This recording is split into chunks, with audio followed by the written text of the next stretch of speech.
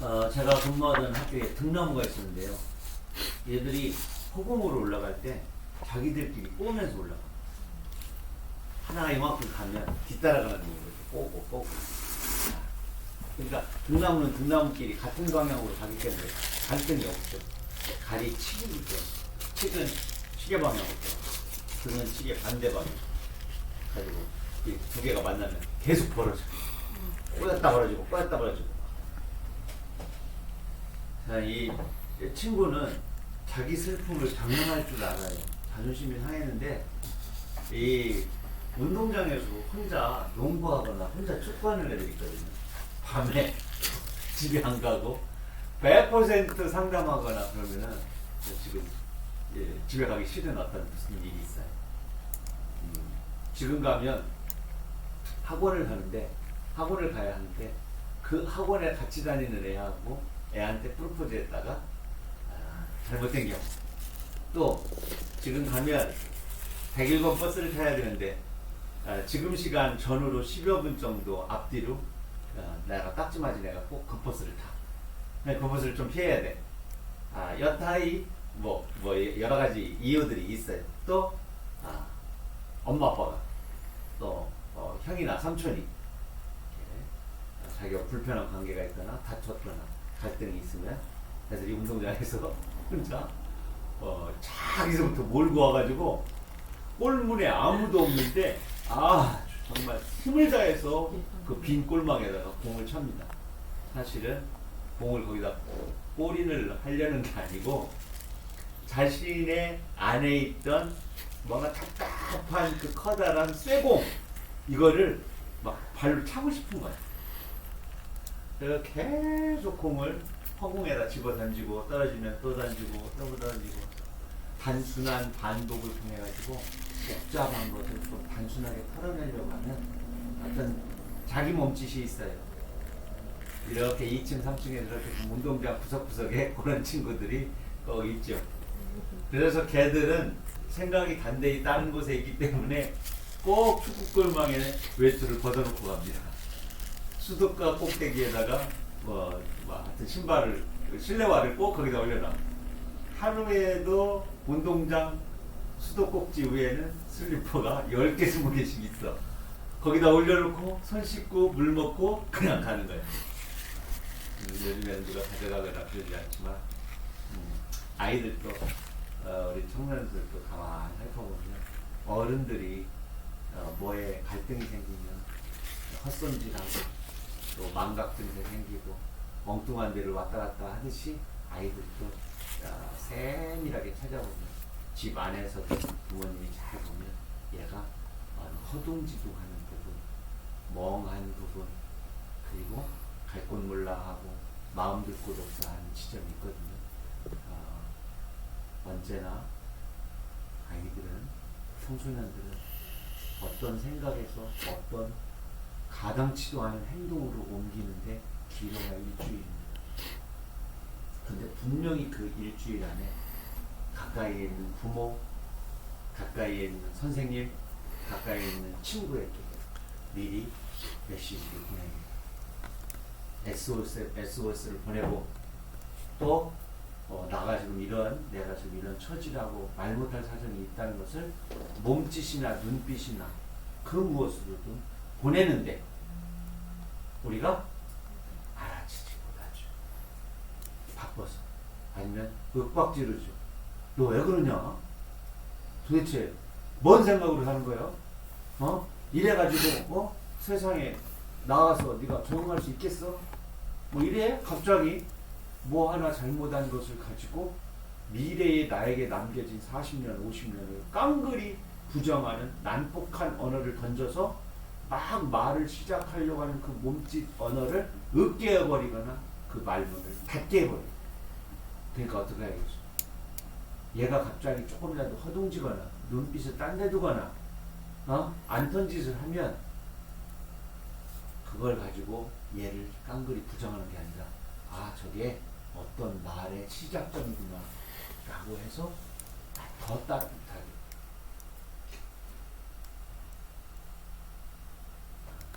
오늘 저녁이든 내일 아침이든 아빠는 기다리고 있으니까 엄마는 기다리고 있으니까 난 네가 먼저 말을 해줬으면 좋겠다. 이 정도만 던져주더라고. 안고 가야지. 스킨십. 2살 때, 3살 때 매를 한 번 정도, 2번 정도 이렇게 맞은 애들은 지능이 5 내지 6이 떨어지고요. 5살, 6살 애들은 지능이 2에서 5 정도 떨어지고요. 10세 이하에서 한 번이라도 맞았던 친구들의 반항심, 또 지능, 동시에, 그래서 저 지능이 떨어지고 아주 폭력적으로 변하는 것은 이미 실험을 통해 가지고 분석을 다 했어요. EBS 방송이 2015년에 이미 나왔어요. 우리 애들 공부 못하는 거 정말 뭐라고 하지 않습니까? 꼭 매를 안 됐더라도 내가 무관심하거나 잘못했을 수도 있겠죠. 우리 어른들은 잘 나가고 잘하고 이런 아이들의 높이만 가지고 아이들을 꾸중하고 이런 게 아니라고 생각해요. 한번 안아주는 것, 그것이 바로 세상을 따뜻하게 한다. 전국에 있는, 전 세계에 있는 어른들이 어린이나 청소년을 하루에 한 번씩만 안아주면 온 세상은 하나님의 나라가 되고 동학이 꿈꿨던 나라가 되고 섬김의 나라가 되고 그렇게 된다고 해요. 그런데 나 오늘부터 실행해야지. 그러고서 전철역에서 이쁜 여자 아무나 껴안고 또 동네 가다가 이쁜 어린이만 보면 막 껴안고 뽀뽀하고 이러면은 나라가 지옥으로 바뀝니다. 내가 말하는 것은 그런 신체적인 어른들의 욕망을 채우는 반응이 아니라 서로 존중해주고 섬기는 관계 속에서의 끌어안음을 말합니다. 알겠죠? 네. 말로 해가지고 이정록 선생님이 아무나 끌어안는다고 그랬어. 이 시집에서 청소년들한테 읽으라고 그러면 정말 읽기 싫어하는데 손 번쩍 드는 애가 하나 있었어요. 남자애가. 이 시를 읽었어요. 네가 있어야. 어디야? 바닷가. 바닷가 어디? 모래밭. 옆에 누구 있는데? 너. 나는 여기 있는데? 네 생각뿐이었거든. 한숨을 쉬는 거야. 어디야? 시내. 시내 어디? 사람 없는 곳. 사람 없는 시내도 있냐? 네가 있어야 사람 있는 곳이지. 그러고서 이걸 딱 읽고 나서 어느 한 여학생을 딱 쳐다보고 내려가더라. 이야, 그런데 애들이 동시에 막 박수를 쳤어. 이 남학생이 그 여학생을 좋아한다는 사실은 박수친 애들은 다 아는 거야. 잘 됐는지는 모르겠습니다. 근데 손을 들고 나와서 용기 있게 이 시를 읽는 순간 저 친구는 둘이 잘 되든 안 되든 세상을 잘 관계를 맺어가면서 살 수 있는 막힘이 없는 친구니까 하는 생각이 들었어요. 아주 막 애들 못 읽어요. 그러면 우리 남녀로 나눠서 읽어보도록 하자. 그러면은 막 소리가 어느 순간에 죽어. 어디서 죽느냐? 네가 있어야 사람 있는 거지. 막 이래. 그런데 또 이런 시도 필요하죠? 맞는 말이겠는데. 근데 뭐 닭살이 돋는다. 왜 그래 그러지만 실제적으로 그런 말을 하면 싫어하지 않는 것 같아. 그 사랑한다는 말 지금 파트너한테 들으면 싫어요? 따고 때려요? 아니요, 그렇지는 않아요. 무조건 거짓말 같이 느껴져. 깜빡이. 나는 이 말을 들었어요. 사랑해라는 말을 했더니 나도 자기도 3글자로 답해주겠대. 말로만? 말로만 어쩌라고. 그 말로만 하고 같은 뜻이 뭔지 알아요? 3글자? 현찰로. 사랑해 현찰로 이거나 사랑해 말로만. 이게 동일한. 네. 근데 항상 참 이게 좀 그런데 결혼을 부부가 같이 하죠? 그러죠? 그렇죠. 그런데 왜 결혼 기념일에 남자만 여자한테 선물해? 남자가 진대가 만나고 싶어. 여자는 집에 있는 남은 음식 들기름 넣어서 볶아주는 걸 끝나고. 정성이다가. 그렇지.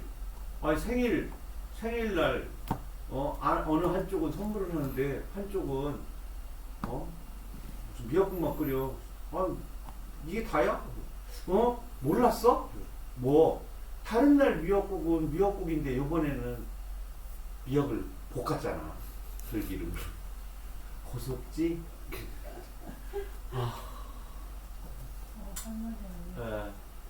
또 그렇다고 남자가 똑같이 말로만 한찰로 이런 말을 쓸 수는 없어.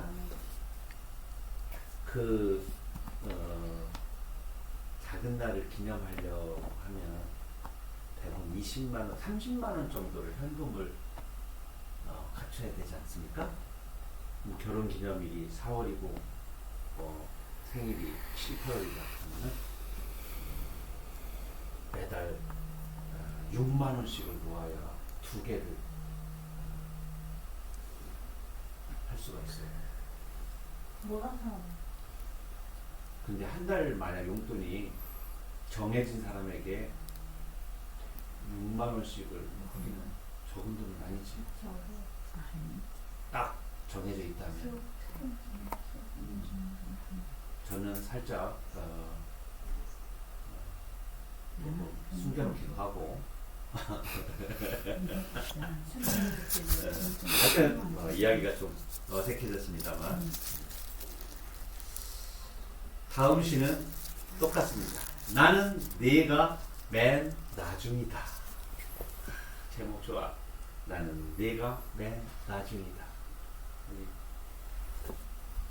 저좀 한번 방송 좀 해보세요. 나는 내가 맨 나중이다.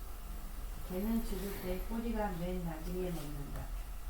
물고기는 지느러미가 맨 나중에 죽는다. 너를 볼 때마다 숨이 멎긴다. 나는 개의 꼬리가 되어도 좋다.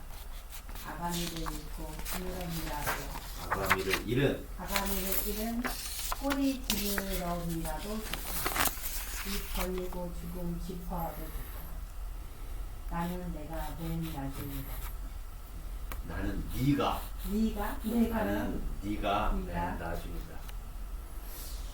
뭐 간절한 사랑시를 몇 개 읽었습니다만 우리가 좀 어려운 문제인데 짚고 넘어가야 사실을 알아야 그 사실에 대한 대책이나 이해가 넓어지기 때문에 살짝 아이들 설문 통계를 보도록 하겠습니다. 2022년 8월 8일입니다.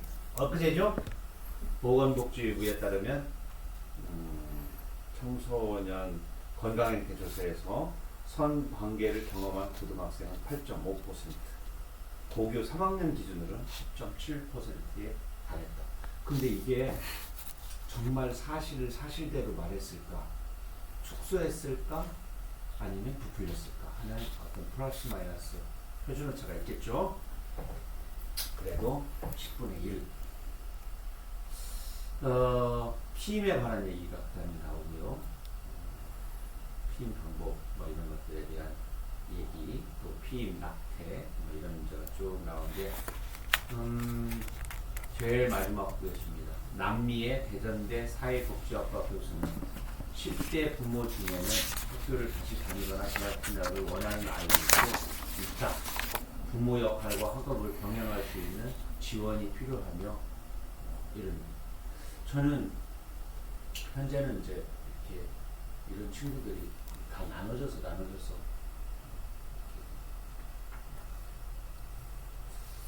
아예 한 기관을 이런 기관을 운영을 하면 어떨까. 현재도 없는 바는 아니지만 좀 더 프로그램을 더 과학적이고 체계적이고 뭐 따뜻하게 마련하는 게 어떨까 싶습니다. 학교 있다 보면 이런 문제가 참 어렵거든요. 그렇다고 임신을 하거나 아이를 출산하면 퇴학을 시키거나 이런 거는 인권에서는 절대 안 된다. 옛날에는 그런 일이 있으면 무조건 학교에서 학교의 명예를 실추시켰다. 그래가지고 아이를 2차 성가해를 하고 또 그게 만약에 성폭행을 당해가지고 아이가 임신될 수도 있잖아요. 그런 경우에는 정말 1차, 2차, 3차 그 동네에서 어른들도 살지도 못하는 이런 지점들까지 있었어요. 정말 사회 전체가 하나의 폭력의 망치 역할을 하는 도저히 그 동네에서 공간에서 배견하지 못하고 타지로 뜨거나 아니면 목숨을 놓아버리는 친구들도 있었잖아요.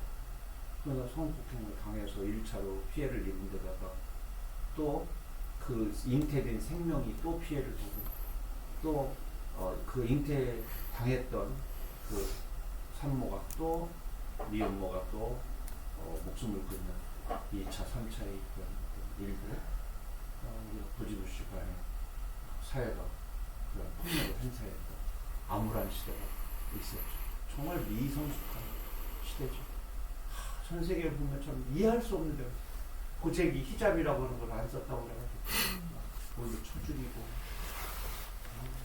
또 이쁜 아이들은 사회가 다 남자애들이 공유하고 막 이런 나라들이 막 아직도 이 지구에 뻔뻔하게 들고 그들이 하나님을 부르고 또 어떤 신을 부르면서 땅바닥에 엎드리고 막 둥글에서 막 하염없이 자기의 진리를 그리고 저 죽은 다음에 사후의 세계를 자기의 복을 빌면서 그런 행위를 어떻게 그 분도에 두 개가 가능할까? 성폭행을 해놓고 아파서 또는 상처를 받아서 엉엉 우는 아이의 이마에 손을 얹고 한 손으로 손을 잡고 기도를 하는 이런 정말 야만의 문화가 오늘 아침에도 책을 읽는데 그런 내용이 있었어요. 함께 기도합시다. 막 분노가 막 이 안에서 참을 수가 없어서 한동안 숨을 몰아쉬는 바가 있습니다. 자, 넘어가겠습니다. 별 볼 일 많아졌지. 별 볼 일 없네. 어떤 사람이 별 볼 일 없어요? 일찍 자는 사람. 사랑을 하면 별을 봐요. 사랑을 하면 달을 봐요. 사랑을 하면 낙엽 지는 소리, 낙엽 굴러가는 소리 이게 들려. 너는 아느냐? 낙엽 굴러가는 소리, 귀뚜라미 겨드랑이 긁는 소리가 들려.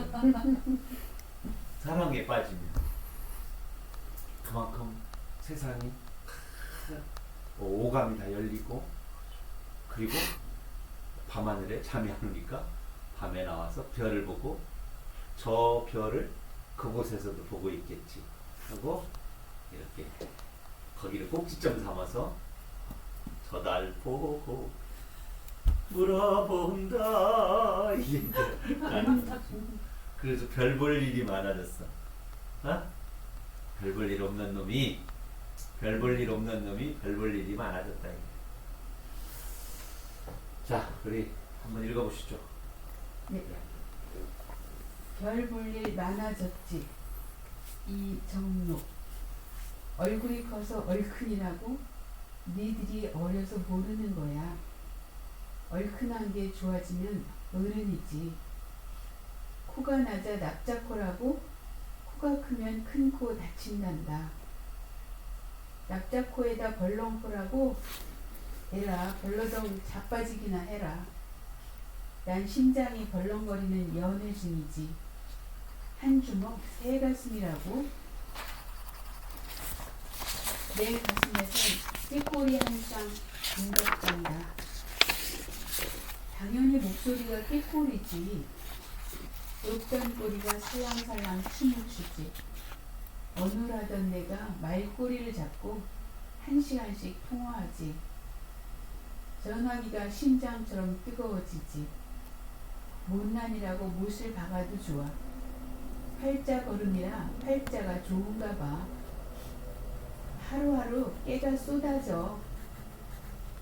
그의 얼굴이 온통 깨받치거든. 내 눈에는 죽은 깨가 별로 보여. 별 볼 일 많은 신비한 얼굴이지.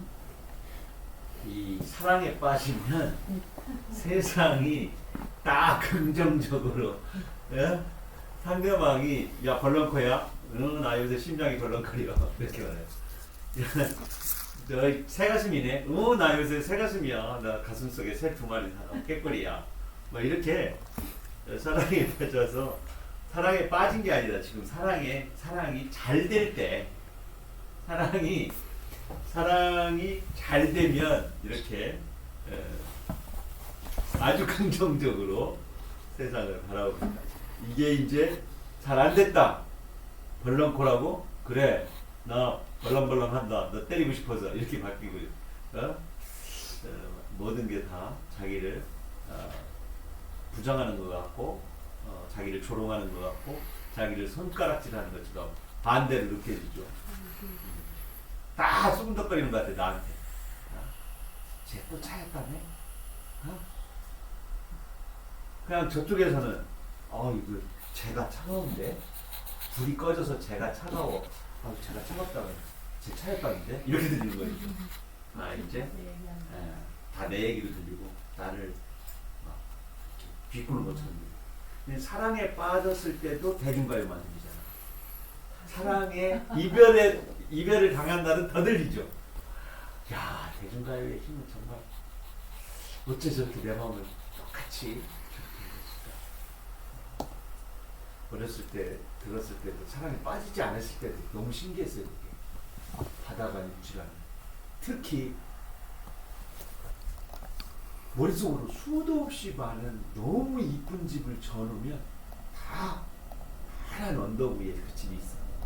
저 푸른 초원 위에 그림 같은 집을 짓고, 그 노래를 막 계단 춤춰가면서 친구들하고 너무 많이 불러가지고, 그냥 풀밭만 보면 저기에서 드레스를 입고 한 여자가 뛰어오는 것처럼 느껴지고 그랬던 시절이 있었지 않습니까?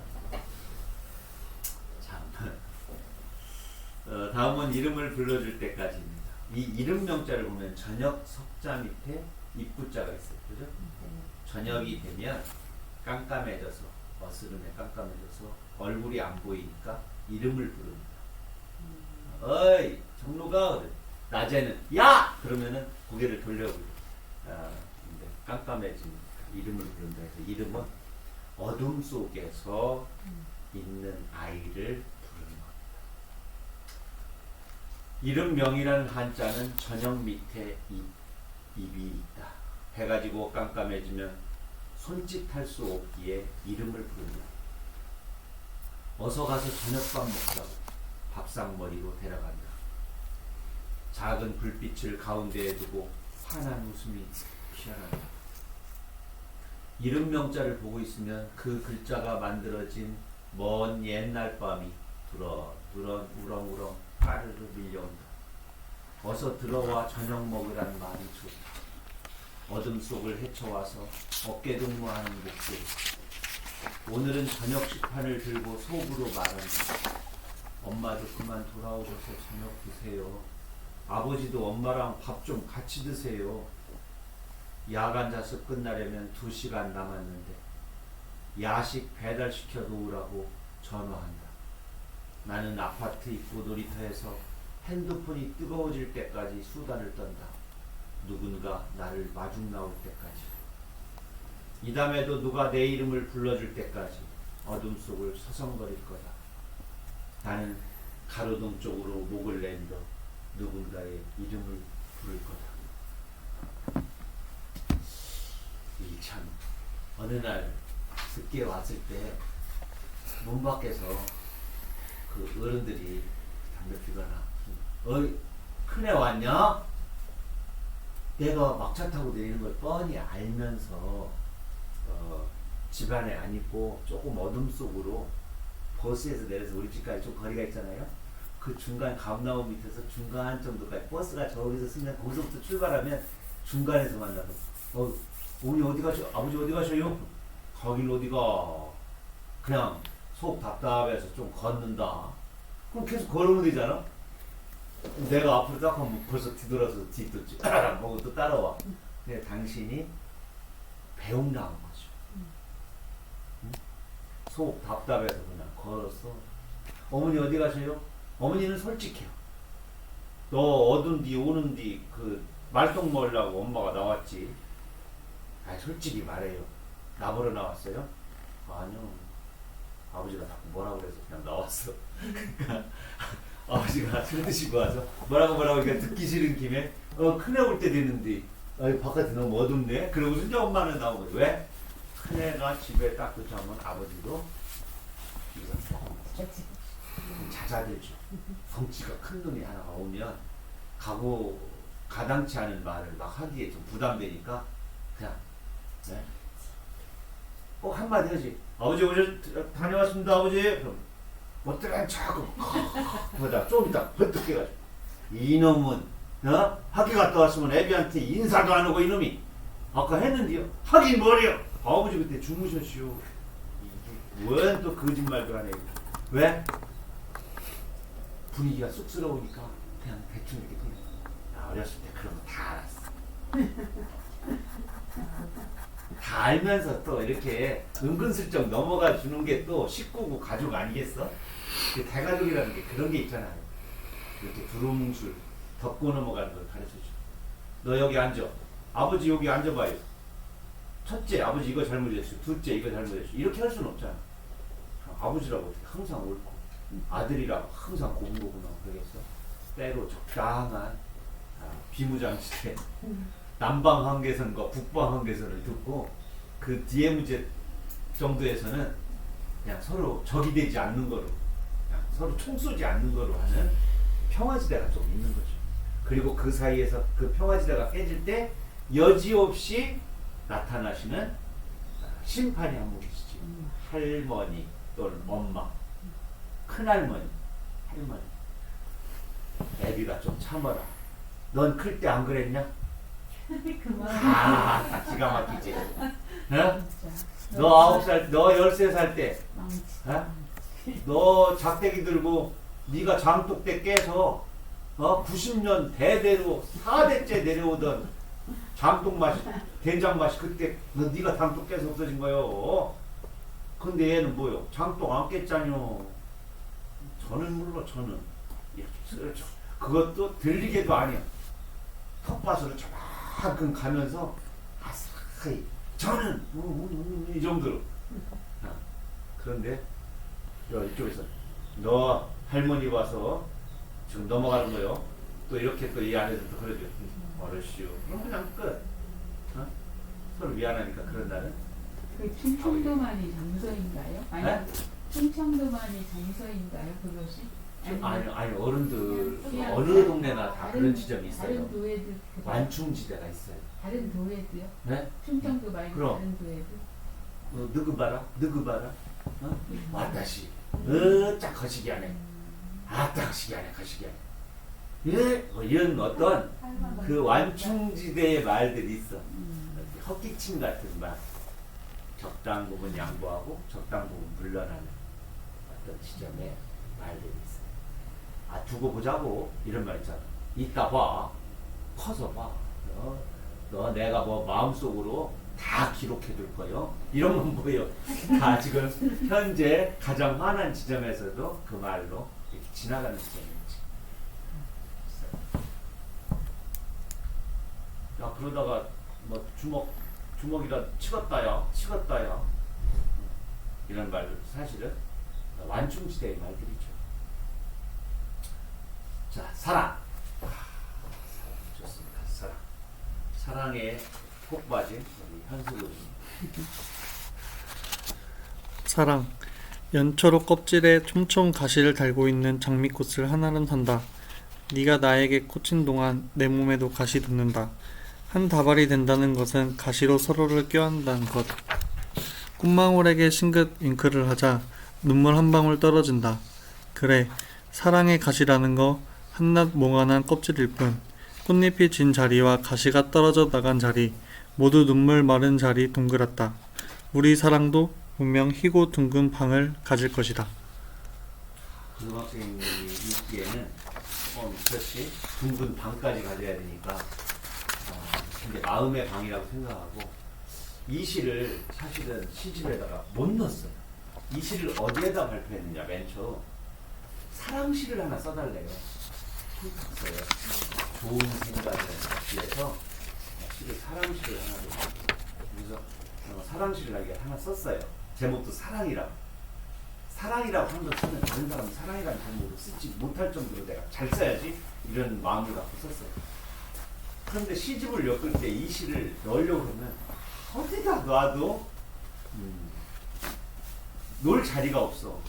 할머니 얘기다 놀 수도 없고 어머니 얘기다 놀 수도 없고 어머니 학교다 놀 수도 없고 그러다 겉돌고서 해서 시집 속으로 계속 못 들어가다가 청소년들 시집에다가 살짝 앞뒤로 사랑 얘기 있는 사이에다 살짝 껴넣자 해서 넣은 시인데 청소년 시집이 나온 2017년에 비해서 이 시는 2000년도 초반 정도에 쓰지 않을까 15년 정도 전에 30대 후반 그 정도에 쓰지 않았을까 싶습니다. 사랑 연초록 껍질에 촘촘 가시를 달고 있는 장미꽃을 하나름 산다. 네가 나에게 꽂힌 동안 내 몸에도 가시 붙는다. 한 다발이 된다는 것은 가시로 서로를 껴안는다는 것. 이 가족끼리 그래서 상처를 많이 줘요. 그죠? 가족이란 한 다발로 묶이면은 서로 가시로 껴. 장미가 따로 하나씩 있을 때는 그 가시가 서로 안 찔러. 근데 한 다발로 딱 묶으면 이 묶음 쪽에는 다 가시야. 그래서 가시를 여기 보면 이렇게 가지고 다 훑죠. 훑어서 그 손 있는 부분 가시가 없고 그 우익분 꽃 밑에는 연초록 가시니까 거기는 찔리지 않는 정도만 남겨놓은. 근데 이 한 다발로 묶여 친한 친구가 돼. 가장 나에게 상처를 주는 사람들은 대부분 가장 가까이 있는 한 다발이라고 생각했던 사람이. 꽃망울에게 심끝 윙크를 하자 눈물 한 방울 떨어진다. 그래 세상에 가시라는 것 한낱 모가 난 껍질일 뿐. 가시도 껍질입니다. 뾰족한 껍질일 뿐이에요. 꽃잎이 진 자리를 가만히 보고 가시가 떨어져 나가는 자리를 봐주면 모두 다 눈물방울처럼 오래된 눈물이 마른 자리처럼 동그란 흔적이 있어. 우리 사랑도 분명 희고 둥근 방을 가질 것이다.